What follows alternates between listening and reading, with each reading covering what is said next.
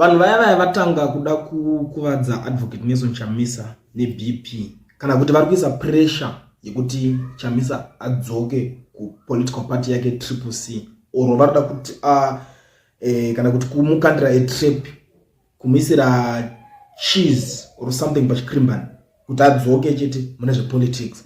Why am I saying this? Tanga walike this video topinda mushoko.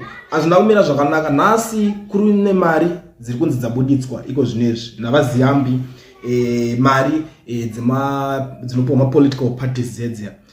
Mari idzodzo dziri kunzi dzabuda. Nyaya yakamira yakadai so.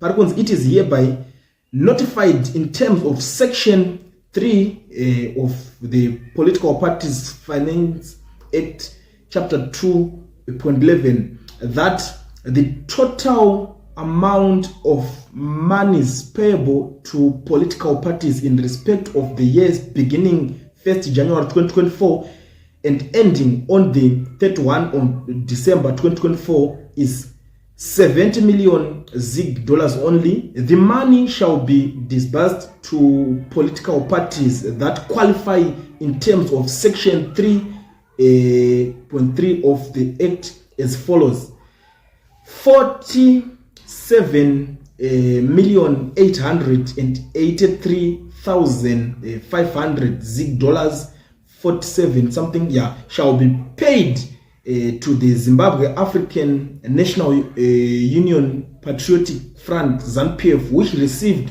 68.449% of the votes cast, and 22,116,500 ZiG dollars 22 something shall be paid to the Citizen Coalition for Change Triple C, which received 31,509% of the total votes cast. Ndo nyaya iri panapa, ndo mari dziri kubuda, but chinhu chiri kunyanyisa kurwadza vanhu ndechekuti munhu wacho akareceive this amount of votes asisiri part of the political party iri kupuwa mari yacho, meaning mari yese iyi yakungobudawo ichingoenda but haachakwanise kunge achiwana, haasi kubenefita from that. And zvakaitika futi last time yakazosara ichidyiwa ndanhara vakasara vari ku MDC something. Now zvakuitika futi ku Triple C yakusara futi ichidyiwa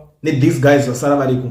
Ndo situation iri panapa iko zvinezvi. Ndangoti ndikuya nayo ndikokuzivisa, it's an update, it's something that is happening in Zimbabwe right now. So ndangoti ndingopfura nepanapa ndisiye update. So kana uchingosvika panapo iri first time yako pananzi pa Kuliant, ndangachingokumbirisa ugare wa subscriber kana usati ubva wa turn on the notification bell uchindiudzawo kuti nyaya iyi uri kuiona sei.